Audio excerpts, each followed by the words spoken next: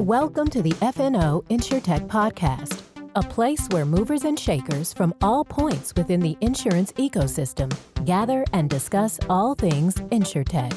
We talk about how technology and innovation are affecting and driving change in the industry. Here are your hosts, Lee Boyd and Rob Beller. Hey, podcast world, welcome to this special Christmas Eve edition of FNO InsureTech. The weather outside is frightful, but the information inside this podcast is delightful. Oh, that was nice. I was thinking exciting, and that didn't rhyme. Just right off the top of my head. That was good. Thank you. Thank you. I love that Rob, song. Rob, I love that song. There is no other place I would rather spend my Christmas Eve than on a mic with you. Well, it's true because as everybody knows, we do these live. We do. And whenever it is that you, our audience, is listening to this, we're actually producing it right there in that moment. We're literally talking at that moment to you. We're literally talking at that moment. Bill, it's good to see you. Thanks for tuning in. Is Bill? That's our no. Astrid, thank you. Thank you, Astrid. I got a Christmas card from Astrid. Yeah. I got a Christmas card.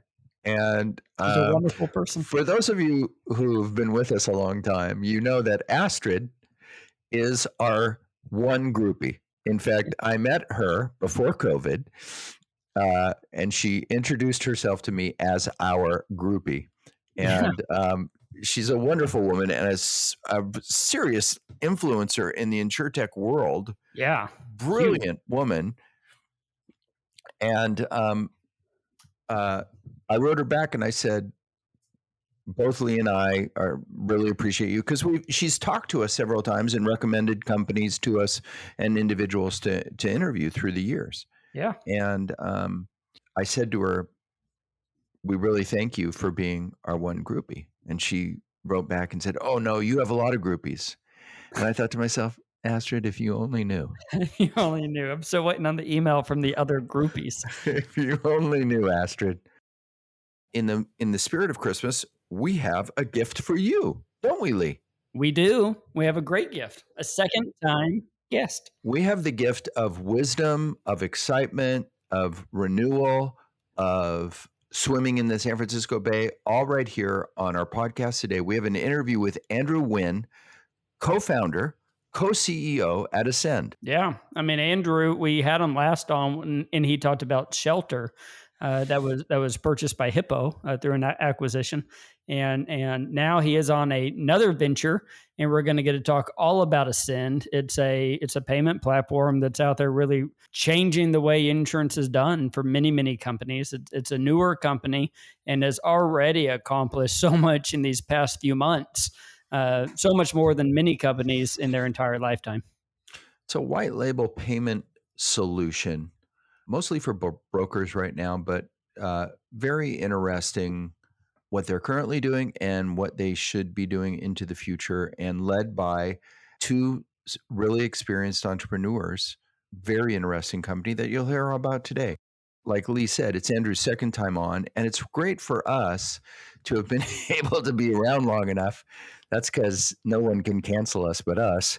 But we've been around long enough to where we have some people who've been in a company, exited, started another one, and are making waves a second time. Is really thrilling for us.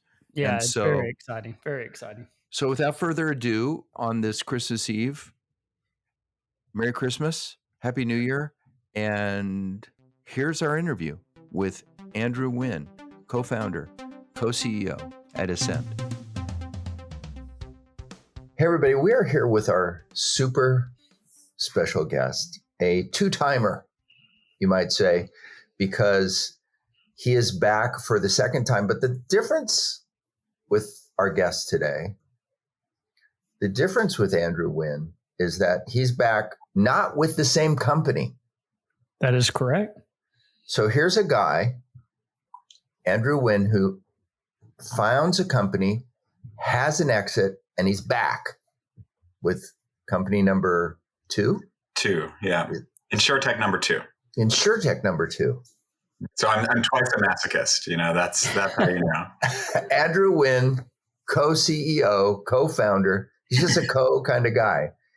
Andrew, we've always said, Lee and I say all the time, Andrew Wynn, very co. What a We're not cool going to tell you guy. what that stands for. Co-founder and co-CEO at Ascend. Welcome back. Great Welcome to have back, you. Andrew. Thank you. It's truly my pleasure to be here. It's always good to chat with you guys. It's nice to chat with you and with a new address, right? That's right. Moved to Connecticut for grad school. My wife's in grad school, and it's good to be in an insurance state. Oh yeah, we're actually hosting a dinner in Hartford next week, so it's good to be around so many insurance people.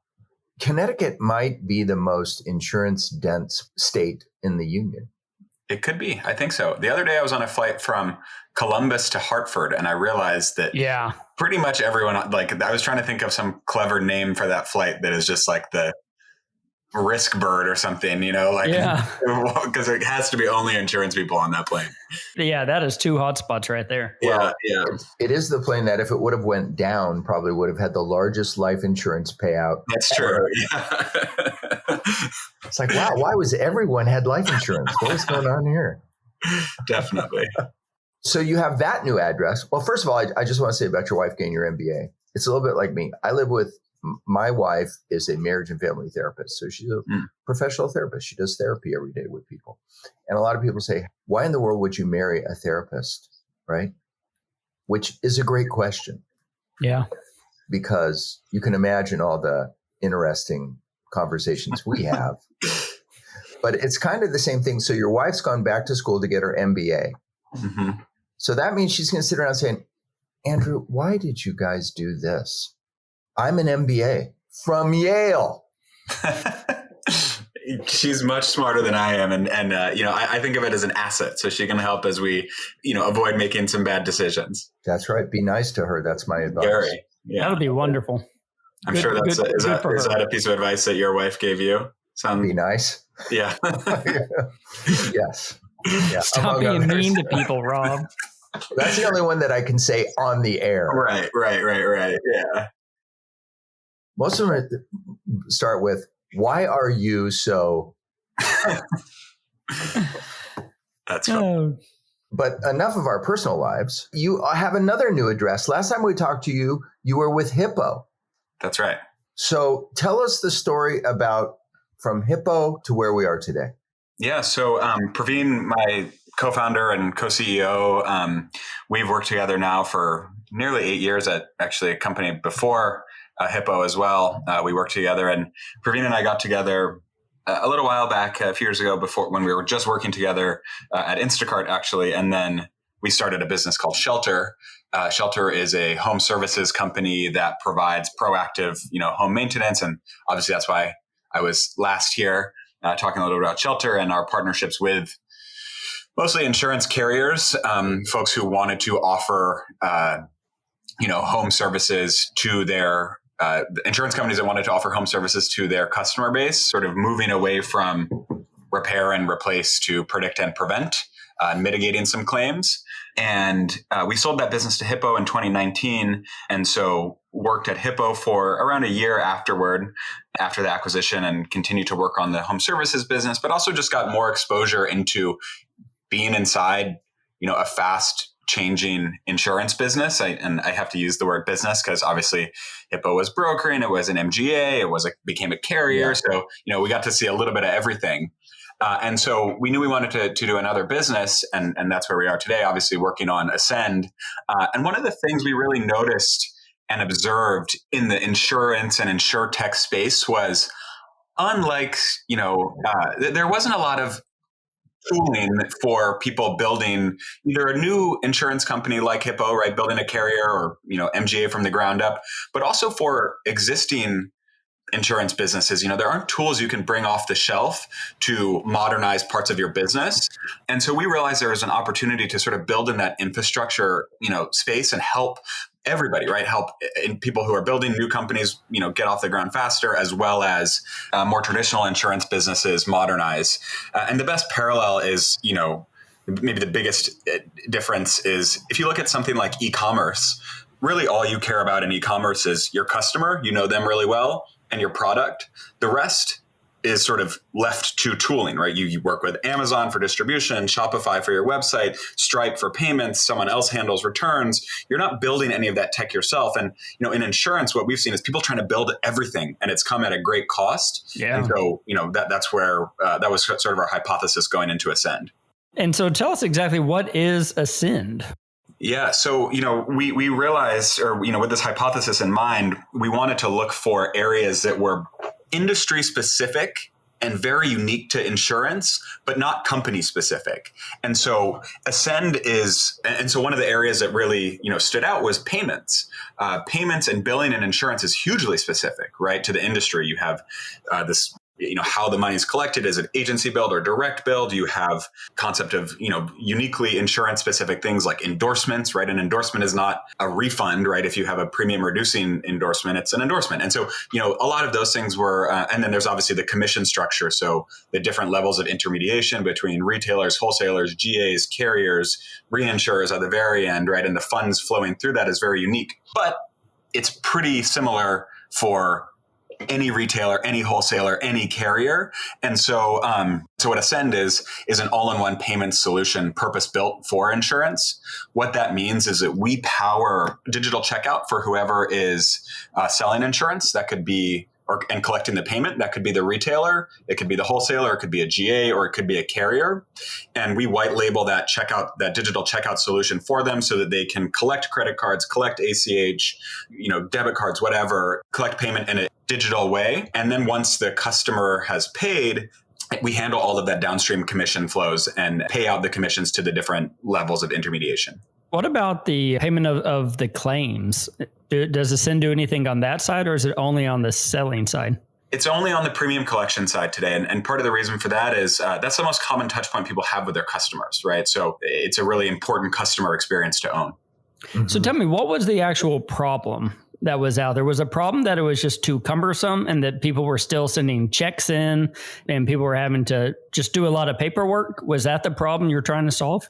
There's a bunch of problems. So there's on the customer side, right, on the insured side, people want to pay for insurance the way they're used to buying more or less anything, right? Yeah. And so that might mean, paying digitally, which is even kind of novel, specifically in commercial insurance. One other thing we do, and we touched on a little bit earlier, is we allow folks to split up their insurance payments. So if they're buying an annual policy, where typically, let's say I'm a truck driver, I might have a $20,000 commercial auto policy, which that's a really big check to write. I would much rather split that up. And, it's an excess and surplus lines policy. So they're requiring 100% of the payment on day one or on, when I bind the policy. And so we actually allow folks to split that up. And that's another example of where people want, what we mean by customer experience.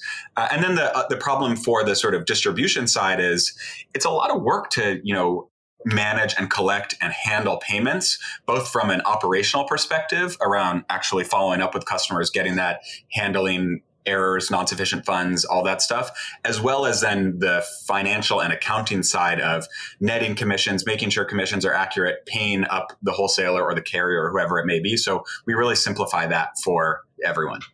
Sure. Like you're saying, it's not like buying a Christmas gift on Amazon. Right? There's all kinds of different pieces, parts, circumstances, situations in the insurance world. That's right. Yeah. And so imagine you're buying 2 or 3 policies, right? It's very confusing. You might pay, let's say 2 are direct bill with different carriers and 1 is agency bill. You're just buying your insurance and now you have 3 different bills to pay to 3 different places. It's a very confusing customer experience. And so you were talking about the buy now, pay later. How is that actually done? Is that financed through a bank? What are you doing with that? Yeah, so in commercial insurance and personal lines too, and specifically with E&S policies, premium financing has been around for a while, and it's a tool that a lot of brokers can use to help their insureds get the coverage they need. But much like other parts of the insurance world, it has largely stayed, in fact, I would say more than most and more than others, it has stayed an offline process. It's very, very paper intensive, very slow.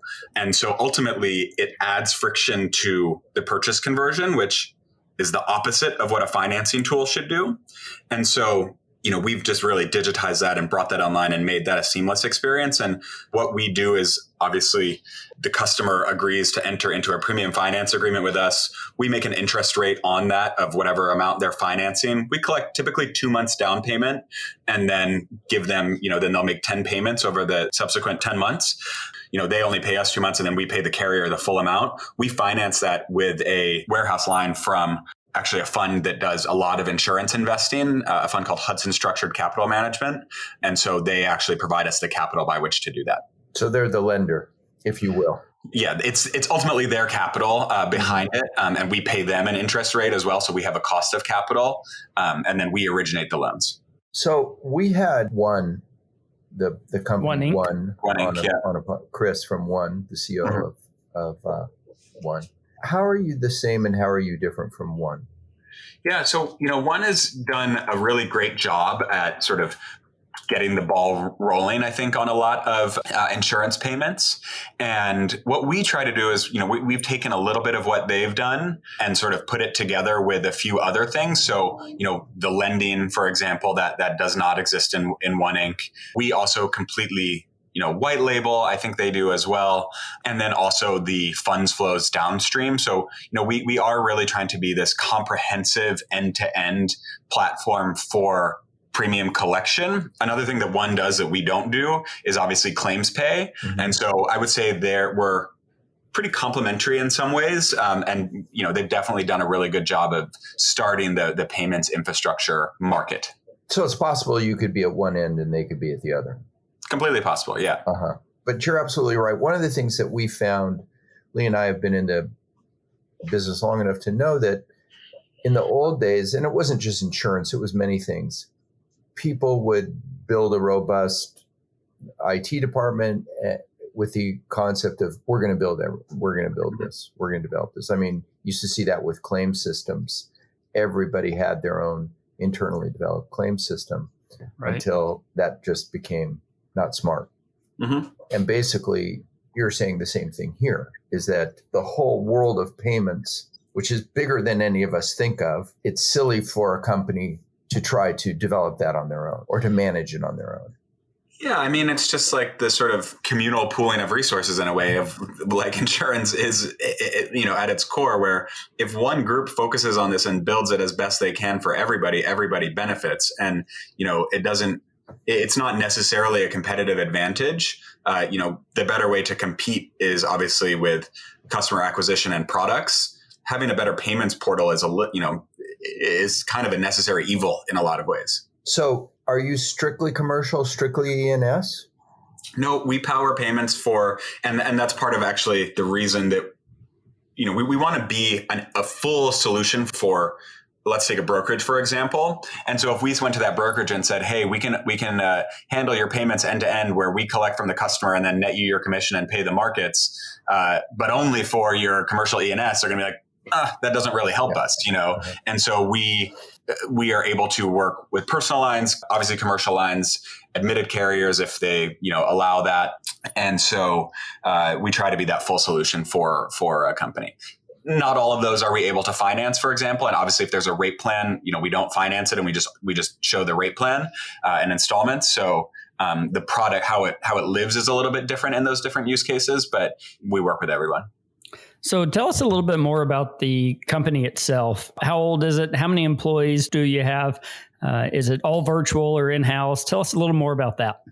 The company, we started toward the beginning of this year. So in, I think, March of 2021, getting my years all confused. And the company is now 16 employees.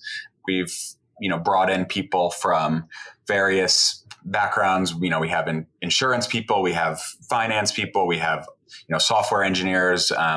We have, to the point of, delivering the best customer experience. We have producers on staff, not working as producers, obviously, but working in our business development team because they know that cohort so well. And we are between Palo Alto, where the tech and engineering team is. And then we also have a small presence on the East Coast, in New York, mostly because there's a few of us around here and we just like being able to work in person. And Connecticut. Yeah. And Connecticut. Yeah. New York, Connecticut, they're all right there together. Yeah. But it's nice. I mean, we like working together. I think at an early stage, small company, you can get a lot done.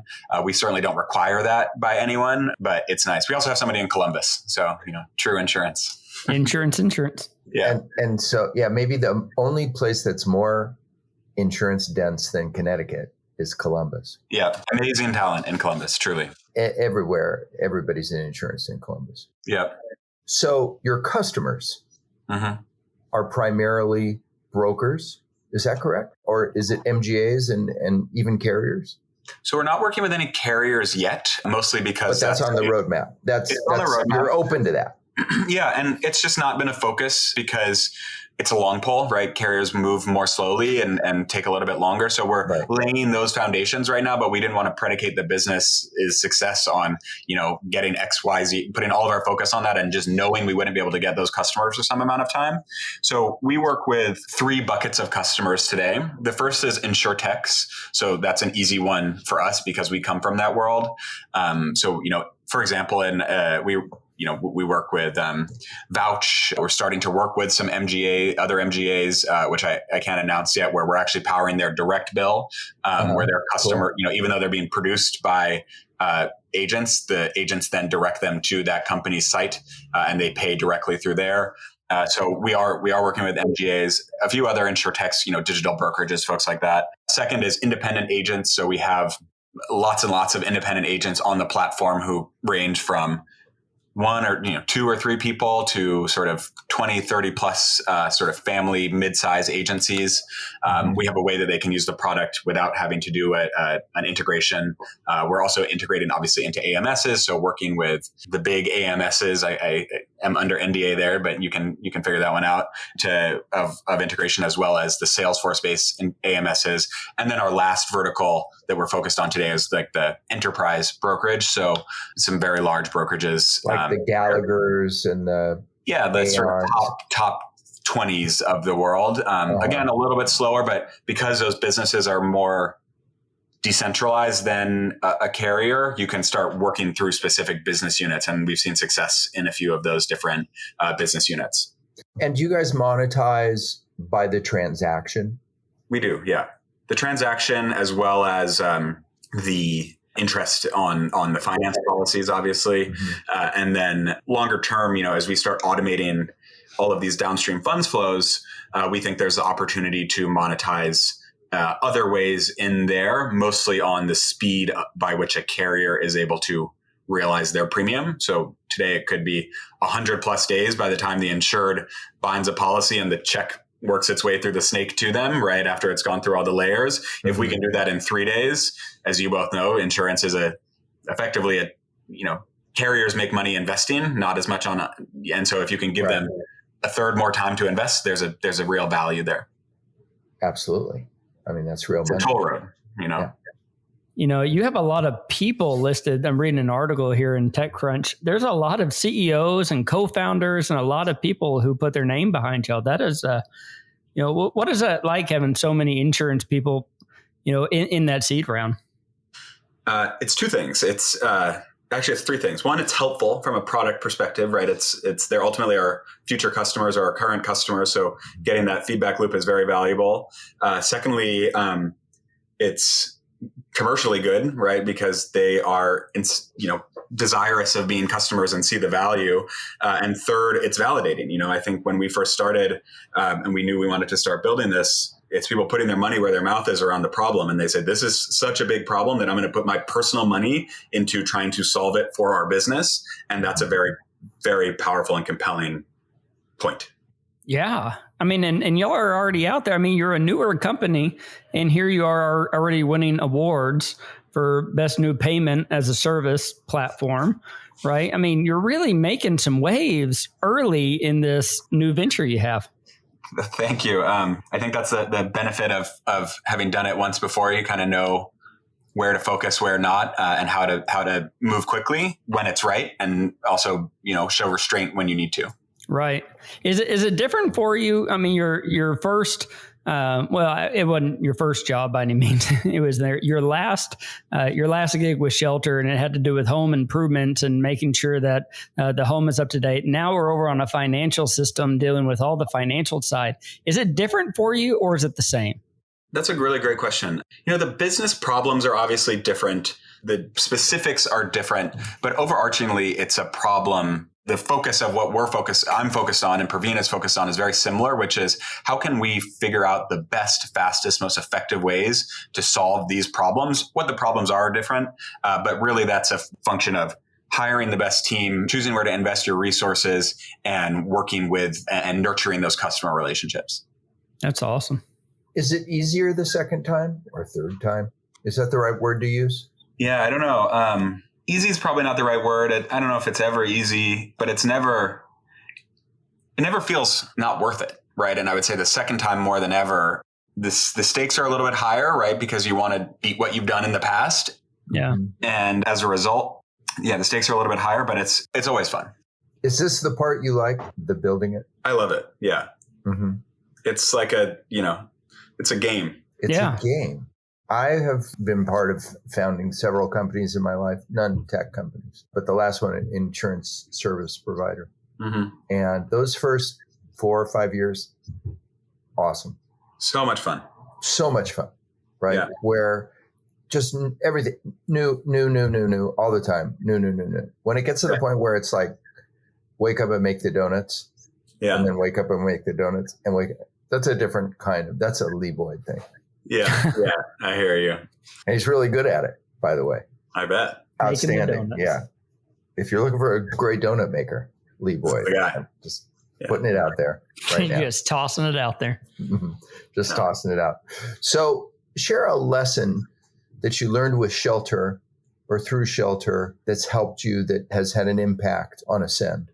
I'll give a couple. One is Please. very tactical and insurance specific, which is, and it's what we talked about a little bit at the beginning, which is, sort of know that the mechanics of the industry really helps the second time around, or obviously doing an InsureTech again. So I think had we started this business without being from some exposure in insurance, we probably would have gone after carriers right away and would have spent the first 3 years not making any waves, because I would be driving up to Hartford every week to have sort of long meetings we get back to each other every 2 months. Right. And so we know how to sort of find the points of leverage to go fast and sort of constantly trade up. And that's a lesson we learned with Shelter.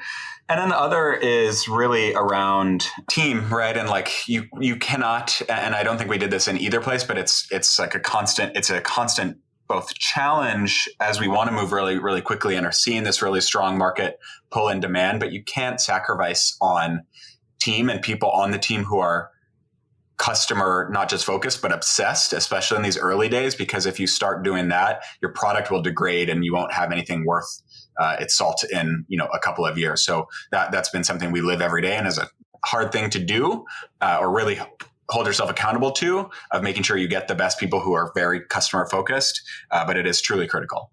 My son is a founder in a tech company and sometimes when we'll be talking, he'll say, that if they were to ever exit from the company they're in now, that he would want to go with his co-founders again. Totally. And do another one. Talk about that for a minute, because that's what you did. That's right. If you find, and not all co-founder relationships are like this, and we're hugely grateful, and I think, blessed in a lot of ways to have found each other and work together as well as we do, Praveen and I. We have this very complementary relationship, and we're able to, and also just complete trust, right? So we have these different skill sets, and it's almost like you as an individual now can kind of cover twice as much ground because you trust them as much as you would trust yourself to do something. They just can do completely different things. And so it's I don't know, maybe this is a terrible metaphor and you can cut it if you want, but it's like taking steroids or something. You're like, well, why would I go back? I can be twice as strong. And so it's pretty addicting when you can get in these really good relationships and work through stuff. And you can feel like you can take on anything. And it's very fun. Yeah. Having that person that you can know that you can count on him. Totally. Is incredibly valuable. I've had that opportunity myself, and it's invaluable. Yeah. What is the founder story? Not about Ascend, but between you and your partner there. Where did that start? Was it there at Instacart? That's right. So we joined Instacart almost 8 years ago now.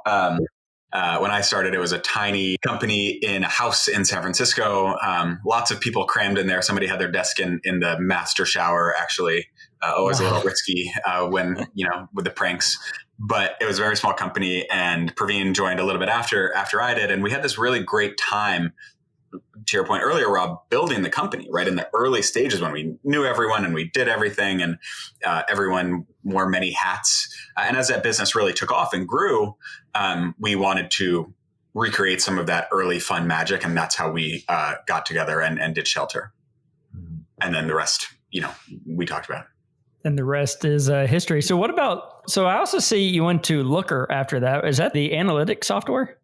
I did, yeah. So I spent a year between Instacart and Shelter at Looker. One of my very best friends founded Looker, and we were huge customers at Instacart at the time. And I came to work with him on the product management of the sort of front end consumer product there. Yeah. That's great. Yeah, a lot of people. Instacart, Looker, Shelter, Ascend. It was hard at that time in San Francisco. It was right place, right time. It's nothing special about me. You could throw a rock and hit somebody founding a cool company at that time. That is so cool. Is it different today? I think it's a little different. I think the networks have mostly moved online rather than in person as they used to be. And as a result, are probably both more accessible in a lot of ways. You don't have to be in South Park in San Francisco to meet people. But at the same time, a little bit harder to get true connection and meaningful, inroads into. Mm-hmm. Mm-hmm. I'm intrigued by this, by what you were talking about the second startup, the current startup, Ascend, being in insurance. You were really probably at a disadvantage that you didn't realize fully or fully appreciate when you guys started Shelter, vis-a-vis the insurance industry, and how much you didn't know about it. We didn't know anything about it. And how important it is to know things about it, right? Yeah. I mean, like you said, you'd spend you would have spent 3 years going after trying to find a product market fit that wasn't exactly there, or with somebody that's just really difficult to work with, really time consuming. Yeah. Right? I'm really intrigued by that, because one of the things we've seen in InsureTech historically is like what you were at Shelter. There were people that were coming from outside of insurance or with little insurance knowledge and offering an insurance solution or a solution to an insurance industry problem. Can you talk a little more about that? I mean, do you see that as InsureTech continues down the road? Like, I know you guys did your predictions or your InsureTech predictions for 2022. Mm-hmm. I mean, I think that one of the things we'll see now that we've talked to you is we'll see founders who did company number one come back into company number two and be able to move quicker, smarter, more adeptly. They won't be tripping over themselves like they do the first time. What do you think about that? I think that's exactly right. I also think there'll be a whole new generation of founders, of people who have been at some of these InsureTechs that have, gotten liquidity recently, and they'll spin out and do companies. But I think, to me, more interestingly, is I think the notion of InsureTech compared with these last few years is really going to change. And I can imagine, some people listening to, some of these people are going to spin out of these carriers, just rolling their eyes, because the last thing people think we need is a whole new full stack carrier who has a 200%, loss ratio and wants to, everyone, that's the last thing we need. But I think the interesting thing is people will realize, gosh, building an insurance company from the ground up is really, really hard. And gosh, just as hard as modernizing 100-plus-year-old massive insurance business. And so there is going to be this opportunity to build in the infrastructure layer. Obviously, that's what we're doing. And people are going to solve the problems that they lived. And that's actually going to benefit everyone in the industry. Mm-hmm. I think another great example of that is Agent Sync, right? Like, why would carriers build producer compliance themselves, each individually, where they can just use this solution that does it? And I think we're going to see more and more of that with times. And you guys obviously know that from your work. And I'm really hopeful that we'll get some really great insurance solutions that really benefit everyone in the industry. Well, listen, we're thrilled to have you back with us. On the way out, you guys posted on your blog the 38 InsureTech predictions to expect in 2022. Some of them had to really stick with you, or maybe yours are on there too. Give us any thoughts on that. Where's this whole gorilla heading? There's a bunch of really, really great stuff on there. And for folks who haven't seen it, which is probably most of you, luckily for you, I didn't write them. They were sort of sourced by the community and experts. So it's smart stuff out there and definitely recommend it. But there's a bunch of stuff, sort of continuing on the themes we just talked about around infrastructure and continued growth there and people spinning out of companies.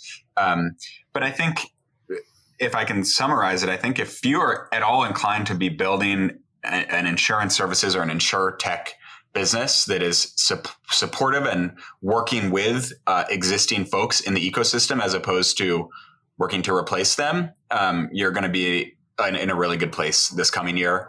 And there'll be lots of venture investment for you, and you'll be well capitalized to go and take a real swing at that problem. Obviously, it doesn't mean it's a surefire thing or guarantee of success, but if you're so inclined, now's the time. Well, for all of you people out there who are in that space where you're thinking about it, there's your answer. Thank you so much for being with us again. Thank you, Andrew. It's a pleasure. Oh, wait, we didn't even talk about Hippo. Can we talk about Hippo for a minute? Are you okay with that? Sure, yeah. Okay. Thoughts on Hippo?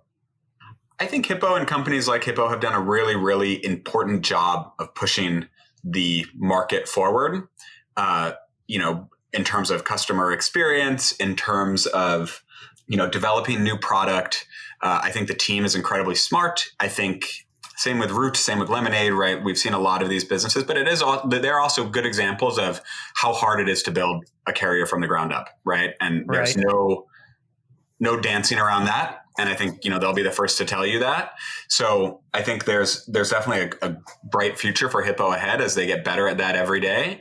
And I think as more and more tools and services that come out so that, for them to use and take advantage of, whether it's for payments or producer compliance or whatever, right? Any of the things we talked about, so that they don't have to build it from the ground up and can instead return the team's focus to the things that really matter. So product development, insurance product development and customer service and acquisition. I think there's a lot of exciting stuff and a good future ahead for Hippo. Yeah. We love watching what's going on, and we loved having you with us today. And it's truly my pleasure. This is my favorite. You guys are the best to talk to. I love it. Thanks, Andrew. There you go. Well, you know what? We're going to snip that out. Yeah. And play it over and over and over again. Every morning whenever we wake up. Every morning. It's your validations. Yeah. There you go. Put okay. Thanks. We'll talk to you again soon, and best wishes. Best luck at Ascend. Go kill it. Appreciate it. And if anyone has a digital brokerage or MGA and wants to talk about payments and making that effortless, my email is andrew@useascend.com. And I like talking to these guys, but I like talking to customers more. I enjoyed what Andrew had to say about the future of InsureTech. Yeah. What did you think about that? I would agree. What did you like about that? That more people who understand insurance will be coming into InsureTech, because maybe they were at an InsureTech company and they spin out of there to create a new InsureTech company, right? And solve new problems and more problems. And that the insurance community, that the buying community of InsureTech, the community that buys it, is more open to the kinds of solutions that they have, right? Yeah. I mean, we've thought about InsureTech previously about, direct to consumer or as insurance companies, but now it's more and more about the pieces of the puzzle, the APIs, et cetera, that can be developed and white labeled and become part of their whole. I think at the beginning of the InsureTech start, a few years back, it was all flashy. It was these brand new things. Or we're a direct to consumer insurance carrier. And now it's these finite things that are really changing the game. Whoever thought that there'd be a payment platform that different insurance companies could use? Everyone would just be their own. But now you have these second generation founders who started a InsureTech world, realize that there's something else that needs to be done. They know how to start a company. They know how to be successful. Now they go attack the new problem. I think we're on the verge of something neat here. We are on the verge of something neat, and we're on the verge of saying goodbye for 2021 into 2022. And if we understand correctly, Merry Christmas, everybody. If this goes out on the day that it's supposed to go out, Merry Christmas. And if not, Happy New Year. And if not, Happy New Year. And Or if Happy not, Valentine's welcome to Day. 2022. Who knows? Stranger things have happened. And thanks for being with us. And thank you to our intrepid production team and to my co-host, Lee Boyd, who after however many episodes we've done, it's still always a blast. Thank you. I'm still here. You're still here. And so to everybody, I say Happy New Year. We say Happy New Year. Merry Christmas. Happy holiday. And we'll see you next time on the next episode of FNO InsureTech. And until then, we say Goodbye, everybody.